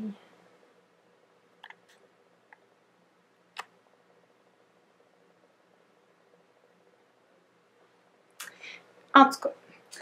Puis, l'autre acquisition que j'ai à vous montrer, ça remonte à avant de partir en vacances. Donc, j'avais passé une commande à Topsy Farm. Donc, c'est de la laine avec de la laine canadienne. Donc, ils sont situés sur Amherst Highland. C'est en Ontario. Puis, c'est une coopérative. Ils ont plus de 400 moutons. Mais c'est aussi rustique, là, honnêtement, comme laine, comme la laine canadienne. Et c'est de la worsted weight parce qu'apparemment j'achète juste ça récemment. Grosseur worsted. Mais j'aime vraiment tricoter avec ce brin-là. Puis j'essaie de vous trouver la couleur. Ça dit le lot, mais je vois pas la couleur. Mais c'est vraiment un vert anglais. Puis encore une fois, c'est une laine qui a des speckles à l'intérieur. Donc, c'est vraiment un laine avec du jaune, des petits speckles un peu de rouge. C'est magnifique. Donc, un beau vert anglais comme ça. Je ne sais pas encore ce que je vais faire avec ça. J'avais juste vraiment envie de vert. Je suis partie sur une vague de vert. J'ai ça. J'ai ma Dévonia. J'ai ça. Je crois que j'ai envie de tricoter du vert. Donc, voilà pour ça. Ah, puis en parlant de vert, j'ai oublié, c'est trop parler de choses, j'ai oublié de vous parler d'une petite boutique. J'essaie de me rappeler c'était quoi le nom de la ville, c'est vraiment proche de Cavendish, mais c'est Rustico, oui c'est Rustico le nom de la ville. C'est Rustico Sweater Company ou quelque chose comme ça. Et oui, ils vendent un petit peu de laine dans la boutique, puis j'allais là pour ça au départ. Mais j'ai trouvé une tuque. Parce qu'ils vendent des chandails tricotés. Et c'est tout tricoté à la main. Je pense que c'est tout tricoté avec de la Briggs & Little ou quelque chose comme ça. C'est vraiment de la laine très très rustique. Mais c'est tout tricoté à la main. Puis un chandail, ça vaut environ 200 $ canadiens. Ouais. Considérant qu'il y a peut-être un 40 $ de laine environ, selon le format. C'est quand même pas si cher considérant le temps que ça prend. Mais c'est vraiment tout tricoté à la laine, à la main. Et c'est vraiment des chandails avec des torsades, puis tout ça. Je montrerai une petite vidéo de l'endroit. Et moi, j'ai décidé de m'acheter une tuque. Parce que, ben, de un, je la trouve belle. J'adore la couleur, le fit. Puis, je sais pas à quel point je vais vouloir ou avoir le temps de me tricoter une tuque avant l'automne. Puis, je suis sûre que c'est pas long, là, tricoter une tuque. Mais c'est le genre de choses que je ne tente jamais de faire. En tout cas. Fait que bref. J'en ai une, j'adore la couleur. C'est aussi tricoté à la main, puis on voit qu'ils l'ont tricoté à plat avec une couture. Là. Mais voilà pour ça. Et je suis vraiment contente de mon achat, surtout pour le prix, là, ça valait quand même la peine. Puis c'est vraiment un beau vert qui a comme un petit peu de jaune dedans. Là. Mais ça va être super beau avec mon petit manteau de pluie. Fait que là, c'est vrai que j'ai terminé. J'ai l'impression d'avoir parlé pendant 4 heures puis que la vidéo va durer 2 heures. Mais je vous dis à la prochaine, puis je vous souhaite une belle fin d'été parce qu'il en reste pas long. Moi qui adore l'automne, ça me fait pas trop de peine, mais je vous avouerai que d'autant que j'ai hâte d'avoir les belles couleurs d'automne, autant que rendu au mois de novembre, je regrette un peu l'été. Je devrais essayer de tourner un podcast, si tout se passe bien, sur toutes mes chandails tricotés dans les prochaines semaines. Et je sais pas si j'aurai le temps de, après ça, tourner un podcast régulier avant le Festival de la Petite Laine. Mais si j'ai pas le temps, ça va être après, puis ça va inclure mes achats de la Petite Laine. Mais on va espérer que j'en achète pas trop parce que sincèrement, je commence à avoir un méga stash. Il faut vraiment que je tricote tout mon stash. Donc sur ce, je vous dis bye!